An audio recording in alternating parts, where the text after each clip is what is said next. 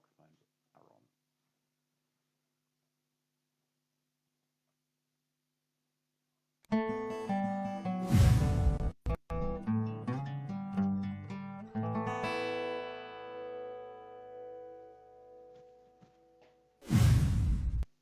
Well, welcome back to another week at the Livewell, folks. I'm hoping this sounds good to you all. We have had some buffering issues in the past, so I'm hoping it's sounding pretty good. If it sounds crap, please let me know. My name's Paul Carter, and this is the Livewell. Now, tonight we're going to talk about a few things. I've got notes again, by the way. I'm a bit opal, so I've got my notepad here. Tonight's show, we've got reports galore. There's been heaps. Because we've had a break in the weather, there's shitloads of reporting. We're going to have plenty of reports from all around Australia, from Queensland to Tasmania. I've got to give, this is something I forgot to do in the last 3 weeks, by the way, too, folks. We are doing this with the support of 3 organisations. One of them's Balanced Air. They're an awesome refrigeration and air conditioning company. Get on their website, www.balancedair.com.au. We're also supported from the great folks at Formasign. You probably saw that boat that we wrapped with Brian last week on the last week's show, so I'm hoping that you get to see them and go and visit their website as well, which is formasign.com.au. And also, we couldn't do it without our friends at Mercury, so I haven't plugged them in 3 weeks. I figure I should start to do it now. Tonight, we're going to be joined by Malki from Lonestar Winches.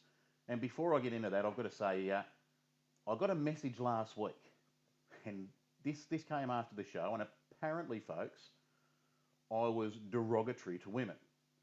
Now, there was a lady who contacted me via message, and she wants me to apologise for being derogatory towards women. I'm here to tell you, that ain't happening. I'm not sorry. If you're offended by what I say, don't watch, because I don't care. If you're offended by something that happens on this show, that's fine. You're still going to wake up tomorrow morning and still be offended. No, it doesn't worry me. I'm sure you're going to do something that's going to offend me in the next 6 months, and I don't care. So please don't send me a pity, please apologise. My name's not Eddie Maguire, and I'm not going to apologise for anything that happens on this show. So, that's it. I just on another message too. Somebody wanted to point out that I looked tired. Have a look in my eyes. If I look tired again, it's because I work a job. I don't get to sit at home all day playing with fishing gear and go fishing every day. Yes, folks, I do work a job. So I start in the morning just like everybody else, and I'm stuck here doing this at night, which I really enjoy doing, don't get me wrong. So that's what's happening in the last couple of weeks after the shows we've had. But in the interim, let me introduce you to this man who's probably one of the finest manufacturers of marine stainless products in our great country. And not only is it an Australian company, a lot of it's Australian made too. I've got to welcome Malki from Lonestar Marine. Malki, welcome to the casting couch, mate. Thank you. Great to be here. Now, we've sat on this couch before, haven't we? We did this at the boat show a couple of years ago. Yeah, we did. Hang on, folks are telling us something up here. Let's have a look at what they've got to say, because I've got to zoom this in a bit more now, because I've stuffed up. Is that working all right there, Mitch? It must be, because you heard me. There we go. Love your work. Perfect. I've zoomed that in far too much now, but that's cool.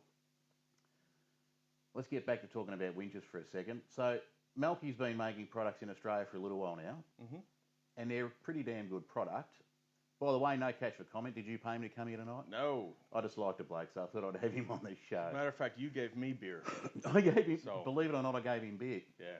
Not a big drinker of it myself, but we got plenty in the fridge. Where's my hat, Warwick? Well, I've actually got I followed a bit of an example from a man by the name of Dan Lee this week, and I actually put some product in my hair instead. So I'll look all pretty for all you folks out there. But tonight, what we want to do is we want to have a talk about anchoring and anchoring techniques, which is, I guess, something a lot of people sort of forget about anchoring itself and more worry about the product. But you're going to help us tonight and talk a little bit about anchoring in general, yeah? Yes. Cool. Now, fast water. Fast water. Okay. Fast water. There's 2 things I want to cover with fast water, and this is how you deploy your pick. Yep. All right. Now, if you're fishing, say, South Channel off Rye, somewhere like that, and you're fishing in the current, okay, in the channel. Basically, depending on how fast the tide is going, if it's going 4 knots, then I go about 15 meters past where I want the rear of the boat to be for every 10 meters. Yep. Does that make sense? It certainly does. Okay. So that's pretty straightforward. You stay in the same line as with the current, 15 meters forward for every 10. Drop your anchor down, let the chain out, set your anchor, and you're in your right spot. The challenge that a lot of people have, and a question I get asked a lot, other areas such as southern end of Western Port. Yeah. You have... for those around Australia, by the way, we're not just a Victorian thing. Yeah. There's current all over Australia, but we talk about Western Port because it's quite a shallow, channel-y sort of a bay. So getting back to Western Port, sorry, mate. Yeah, that's all right. But this goes back to lining your boat up with where you want to be. And a lot of it has to do with judging your wind and your tide. But there are other areas that are, if you're going to fish on a steep drop-off, say like in the southern end of Western Port, where it goes from 6 to 12 to 18, you'll notice that not only is the water coming back, but it's also running off the shallows as well. Yeah, so it's going to put you out at a 45. And you have to judge that. So instead of going directly just up current, you have to go over at an angle as well. The important reason to do that, besides getting in the right spot, is you want the tip of your anchor lined up with the front of your boat when it's set. Mm-hmm. They'll still hold, but the first time you set that anchor, you want it lined up perfectly. Now, if the tide changes, the anchors should turn under the surface. Yep. And you should be fine. But when setting it the first time, it's very important to be lined up correctly. And just quickly on depth, let's mention depth here. Now, people talk about depth as in, okay, I've got 50 metres of chain, I can fish in 50 metres of water. No. Well, actually, I take it back.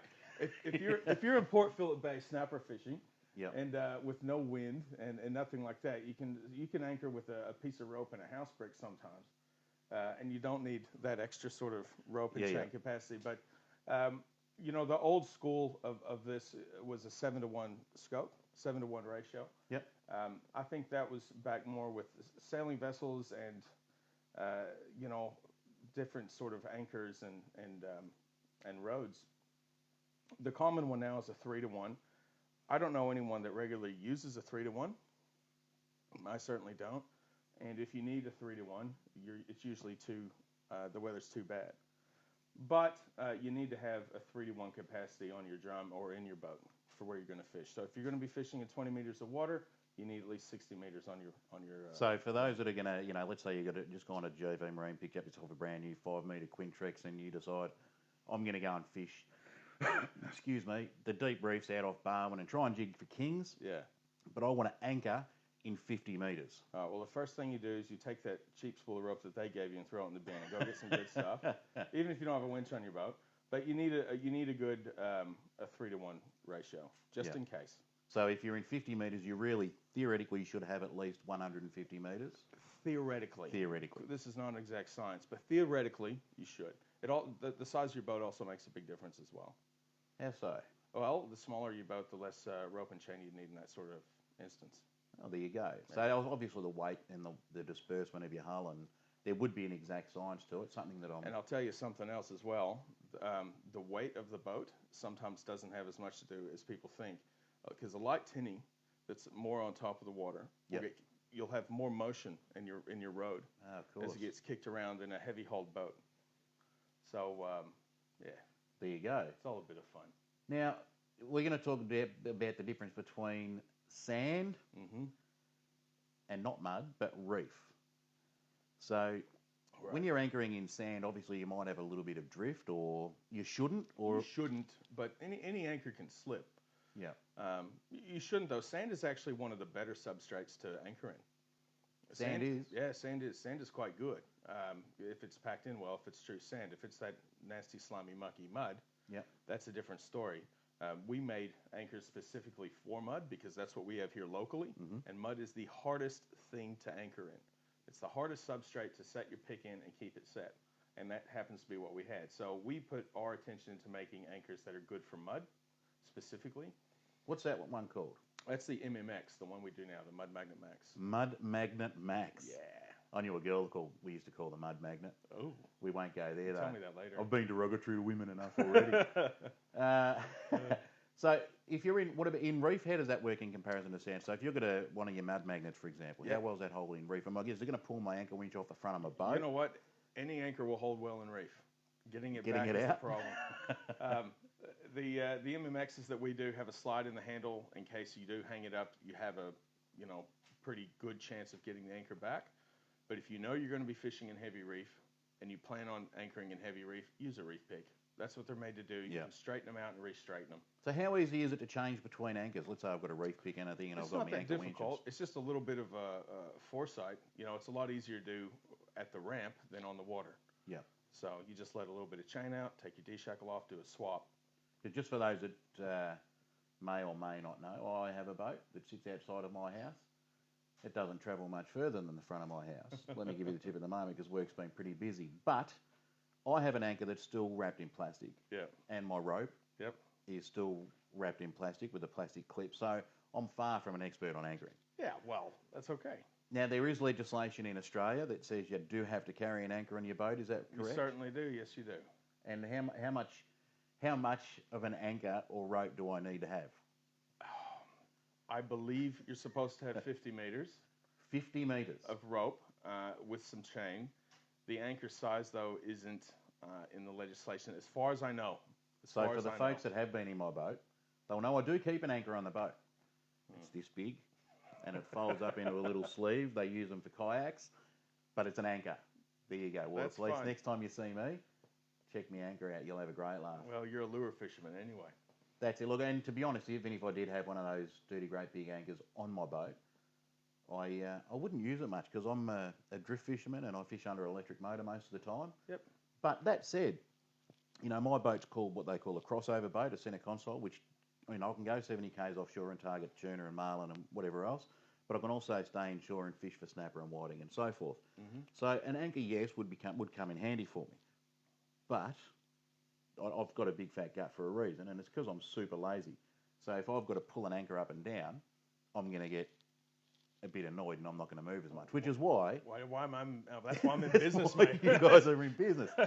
But then I've got to make the choice. Yeah. Do I have an electric motor or do I have an anchor? We're getting that more and more. Mm-hmm. We're having a lot of people have to decide between the two, and it really comes down to what you're going to be doing with it. What are you going to be doing with that vessel? I'm going to be doing everything with it. Yeah. And that's my problem. That's a call for you to make, mate. It is, yeah. So I had to invest extra dollars. What would have been cheaper for me to buy an anchor winch and have it installed, I had to spend money on an electric motor that's got a spot lock and so forth on it. There you go. So let's talk about Lonestar itself, mate. How long have you been operating in Australia for? 5 years, a little over 5 years. Little over 5 years. Mm-hmm. And how many anchors are you producing a year now? Winches? Is that what I said? You said anchors. How many winches? Sorry. Winches, it's over 2,000. 2,000? Per annum, yeah. Where are your anchors made? We make everything here now. Oh, sorry, not your anchors, your winches. The winches, all the aluminium, all the stainless is done in Australia. All the folding, all the polishing, all the welding, and all the assembly, and that includes the exterior of our motors as well. All the bearing collars. It's all done here. So we used to import a lot of parts, all the structural parts. We used to import for years, and we just it was okay, but we were never going to be what I wanted us to be. And what did you want it to be? I wanted to make the best products in the world. Do you not think you do make the best products in the world? Now I do believe we make the best products in the world. Well, there you go. You've succeeded. Yes, we have. And let's have a quick look at some of your stuff there. That's is that one of your new? That's a brushless one. That's one of the elites. And very important for folks to recognise that sign up in the top right-hand side. They are made in Australia by Australian workers in an Australian factory by an Australian employer. Yes, they are. And that's something that's pretty rare. So this is your factory here, is it? Yeah, that's in Carrum Downs. These were some of our older ones, but yeah.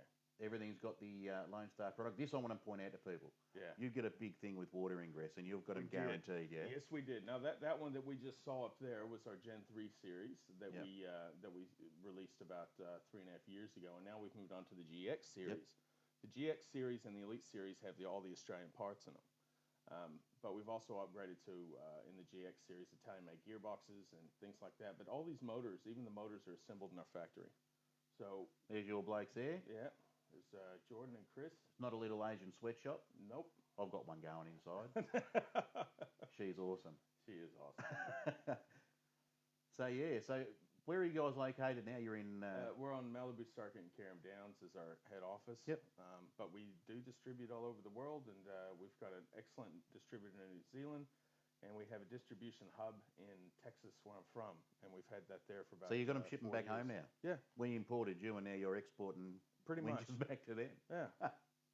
They kick the stuff they didn't want out, and I'm throwing the stuff they do want back. There you go. And as you can see with the welding there, everything's done on site in Carrum Downs. It's a pretty awesome place to look at. So there's that thing I was talking about before about the water ingress and so forth. They are a true waterproof motor, and they've been tested at Oztest Labs for water ingress. So it's not as if we just said, hey, they're waterproof. You know, we had the certification done. Had the test done. Had the test done. So it's all lab certified, and we're very happy with that. And as far as we know, we're the only winch manufacturer in the country that's done so. John, no, we can't get a Texan on, a translator on if you can't understand Texan. Oh, bad luck. That's John Maslin. That's the standard form from him. Yeah. Hey, Mark, what do you want? Malki to move his hand for, mate? Who's that?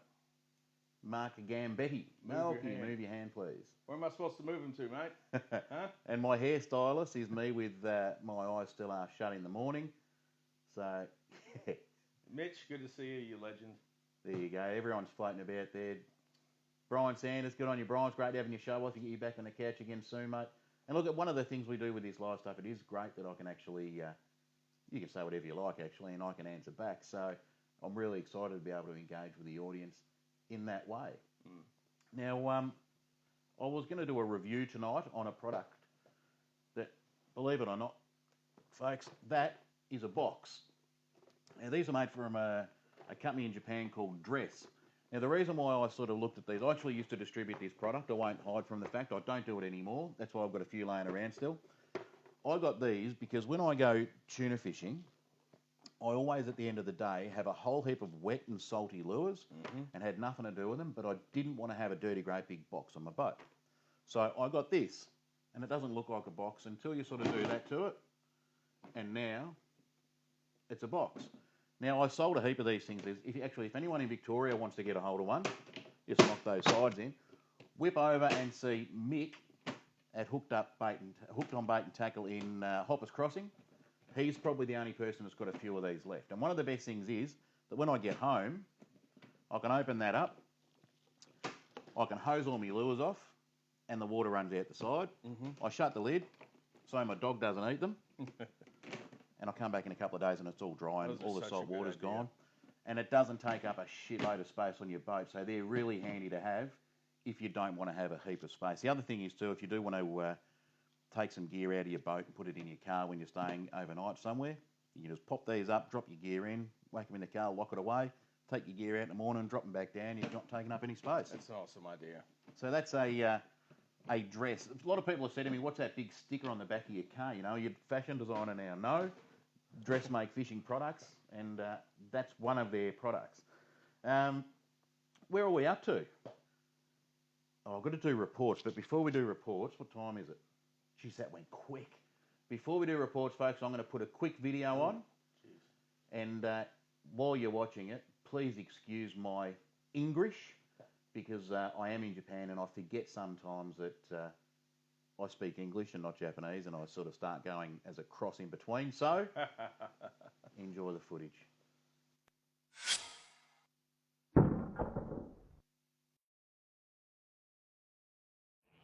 Here we are at Lake Biwa, going out with Hasegawa-san for some bass fishing, hopefully. It's good conditions. Hopefully we can catch some good fish. So, ikimashou.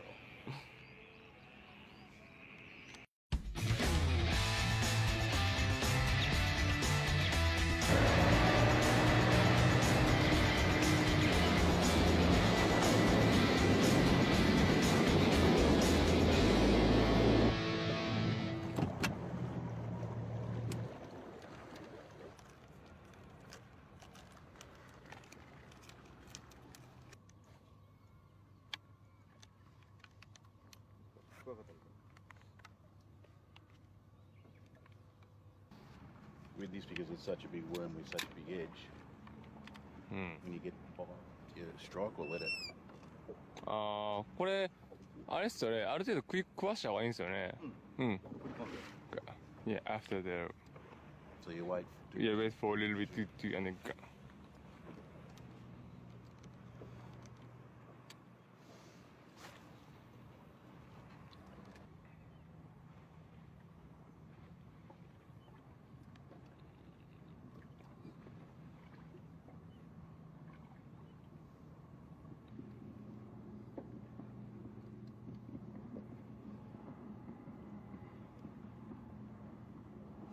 Fish.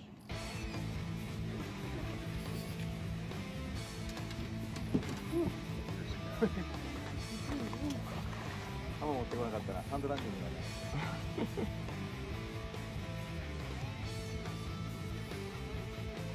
Okay, okay, careful. Mr. Hasegawa, get there.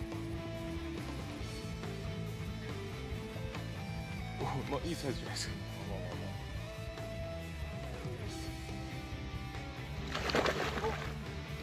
おお。バレた。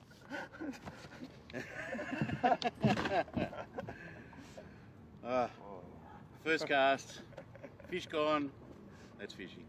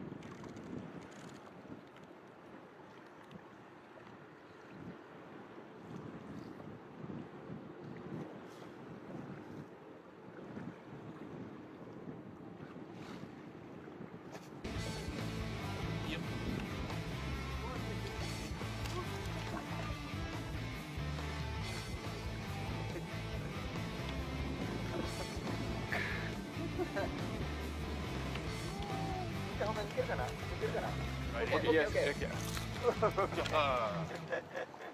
Whew, pressure's off.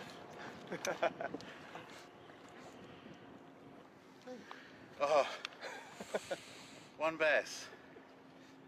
What can I say? It's been a bloody tough day, but we've chucked worms, we've chucked all sorts of things. Finally, that jointed claw's paid off for me, and we got myself a bass. Thank God for that. I'm going to take some happy snaps and put this one back in the water.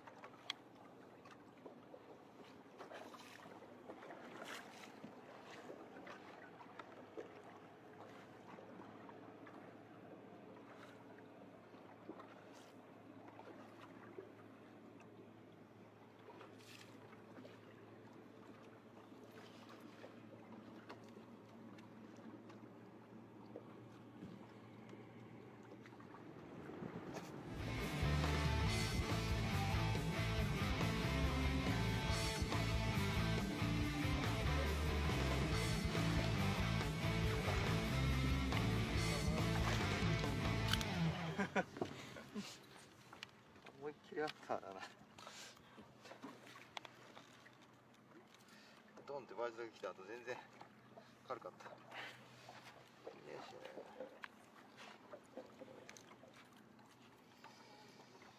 ちっちゃくてもちょい黒フィッシュ。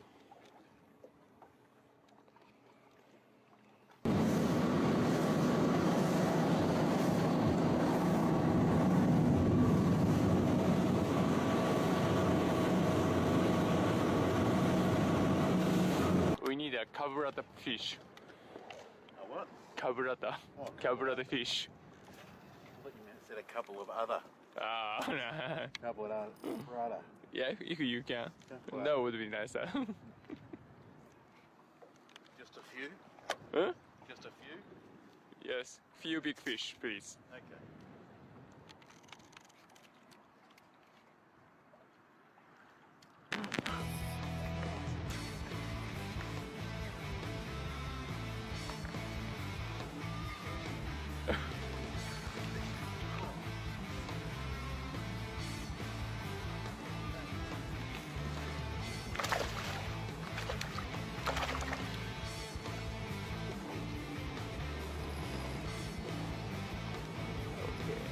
Take it easy. Take it easy. This is far from my normal home grounds of Western Port and Port Phillip Bay, and this is far from a bloody squid. This is what they call in America a largemouth bass, or over here in Japan where we are, about 100 k's north of Osaka at Lake Biwa, a black bass. This is on a new worm prototype that Gamcraft have been working on, called a Cabrata. cabrata. Excuse my English. And as you can see, it's worked wonders. We just rigged that weightless and wacky. And there's the results, folks. Capoeira. Winner. All right.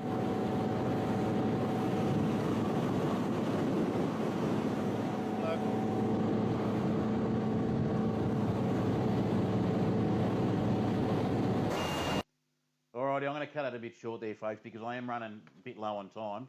And reports, been a good weather week, so we have got reports. Yes, for those folks that have been asking, we're going to talk about those Lonestar bait boards in just a minute, but I do have to get to the reports, so let's start in Queensland, the Gold Coast. A few nice whiting have been caught, both on worms and yabbies. Pete and Snowy managed a few to fair feed last week in the Logan River.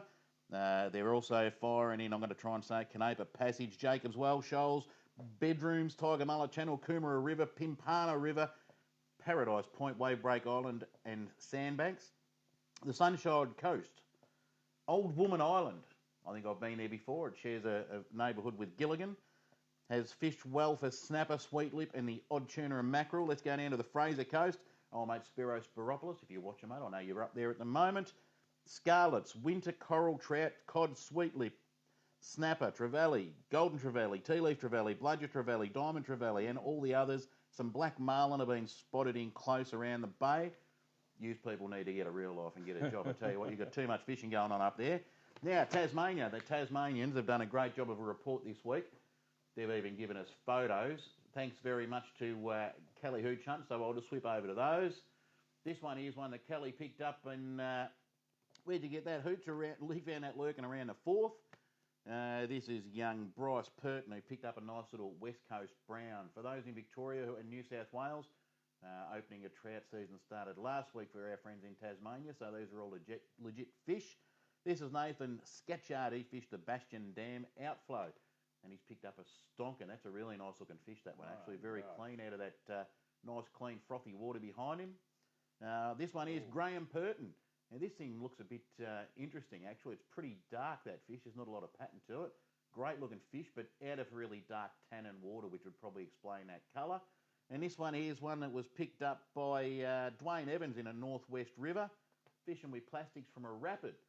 So those boys from Tassie, I tell you what, they're outdoing everybody because they've started to put pictures in their reports now. That's pretty impressive. Good on them.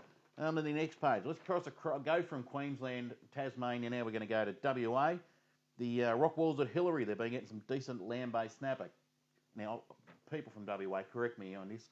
It says here Cockburn Sound. I think it's either, is it Coburn or Cockburn? Somebody tell me what it is. Cockburn Sound has been doing well with tailor and snapper. Those that have been fishing offshore in that same area have been finding bluefin tuna from Rottnest through to Two Rocks. Lobster Shack crew, the boys from Lobster Shack Charters, I think it is. They've been getting a heap of baldy, snapper and jewfish. But the big exciting one is the guys from Seasport Charters in Kalbarri. Anyone who's targeted, not jewfish as in what we get here in Melbourne, but DHU fish, as in dew fish, the guys have been picking up, well, he's written here anyway, coral trout to 70 centimetres and jewfish in plague proportions. I'm terribly sorry for your unfortunate situation that you've got jewfish in plague proportions. They're also getting cobia at quality numbers, and there's been dewies, as in mulloway, being caught offshore as well. Whipping across to South Australia. Now, the southern grounds seem to be producing the larger whiting, but the northern spots have been getting the numbers. If you're after squid, the outer metro coastline, folks, with land-based anglers scoring around Brighton Jetty, Merino Rocks, the outer harbour breakwall. It's also worth a trip for a look at Noarlunga, Andros and Marion Bay, Wallaroo and Moonta. The bream are being caught in West Lakes, but if you want better fish and numbers, hit up the Onkaparinga River. That's where the better fish are being caught. Down to up to New South Wales from South Australia, Coffs Harbour. They're getting some good snapper on the inshore reefs and some plenty of kings around the lighthouse. If you're after tailors and school juice, head out off the headlands. Forster, it's that time of the year, winter, folks, where the silver and black drummer go a bit crazy and everyone heads out onto the rocks with their bit of kelp or their bit of weed to try and find a few blackfish, and there's been plenty about to catch. If you're actually after both the black and the silver, you're probably likely to pick up a good mix of bream and ludric as well, because they've been hanging around. Sydney, snapper down south, still in good numbers. Kingfish in Botany Bay, which is odd for August, but they're there. Excuse me while I choke. Trevelyan, Morwong, Flathead, north from Coogee. That comes from a friend of ours, Scotty Lyons.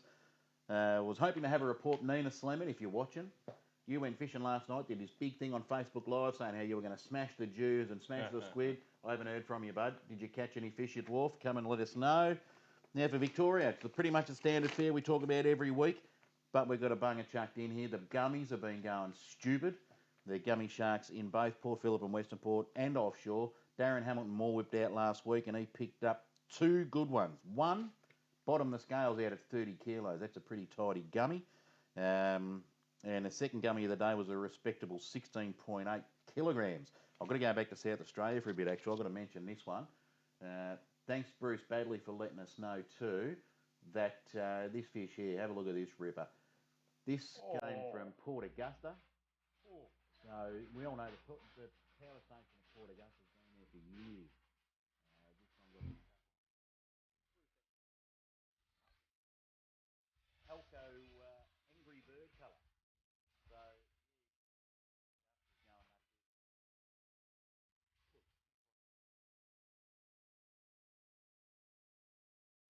I've got the Rocky music. A Rocky theme. It's a pretty impressive fish. Absolutely. Now let's get back to Victoria. Sorry, folks. Oh, here we are. Victoria, we're talking about whiting still in St Leonard's, and they're still about in patches. The southern end of Port Phillip, Western Port, the gummy have been really big as well. There's plenty of big grey submarines floating around. But squid in the southern parts of the bay have been the big winner this week with fish to 3.5 kilos. So that's the reports for the week. And I hope if I have missed fish in your locality, let me know. If you've got any reports, folks, contact us on the Livewell, send us a message, let us know what's going on, and we'll see if we can get into it. Now, we have gone over time, but I don't give a stuff. I've done that in 5 minutes. How good's that? Awesome. 2 pages. Well done. Speed reading course was well worth every cent. Now, Lone Star are now also making a product called a bait board. Well, we're making bait boards. Yeah. I don't know what a bait board is. I don't have bait in my boat. Are you serious?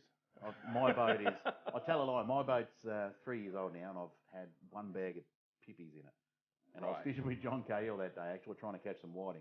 Okay. So I don't have a bait board, but tell us all about them. Okay, well, we're certainly not the first people to start making bait boards, but we've expanded into fiberglass products. So we have a new facility just dedicated for that and full-time staff just doing production glassworks. So We've got 4 bait board models in the range at present, and we've got some more things in the pipeline. So I heard that was Harry the Goat Man Bakar. Harry the Goat Man. He's been helping us out a lot. He's been doing a lot of mold work for us. He's been phenomenal. But we've got another fella, Lee, who's there 5 days a week. Yep. And they work together really well. And Harry's been an absolute lifesaver and helping us get up and running. So apparently we had some sound issues there for a bit. We back with you as per normal, folks. It went out with the cat, did it? I don't know, but yeah, thanks, Al. Weird Al from Warneach telling us the sound. We need a sound guy. Yeah, I know we look good, Kelly. Thank you very much, mate. Did you see your fish that we put up there a minute ago? We gave Tassie a good old run there, mate. Thanks very much for the reports. And the goat. And Rocky killed it. Good on you, Bruce. Thanks very much for the report too from you, mate. Hey, we're going to have to wrap this up. But if people want to get a hold of a Lone Star product, they can go to your website and you've got a list of retailers on there, have you? Absolutely. Go to lonestarmarine.com.au/retailers. Type in your city and it'll pull up your nearest. Jesus Christ, you just made that really hard. Did I? Go to www.lonestarmarine.com.au. Don't put any backslashes. Don't put any. Just click on the part on the website that says find a retailer. Find my retailer. I thought I was making it easy. Find my retailer, enter in your city, and it'll pull up your nearest dealer. You can always call our office for any questions, specs. If you want us to help you find your dealer, we can do anything you need to. We are here for our customers. Excellent. So I'm going to wrap this up. We're going to get out of here. We've had a good time on the couch. I hope you've had a good time, Malki. I've had a blast. I hope you folks have had a good time too. If you want us to talk about anything you've done during the week, whether it is, I don't know, what are we talking about here? Whether it's a report, whether you want us to talk about a particular product, whether you want us to, I don't know, stop wearing hair product, let us know. Feel free to let us know. I'm happy to talk back to you as well. You're talking to us. And I'm happy to accept messages from you. But if you want to complain and want me to say sorry because you're a woman, you're in the wrong place. Thank you very much. We're going to wrap it up. See you all later.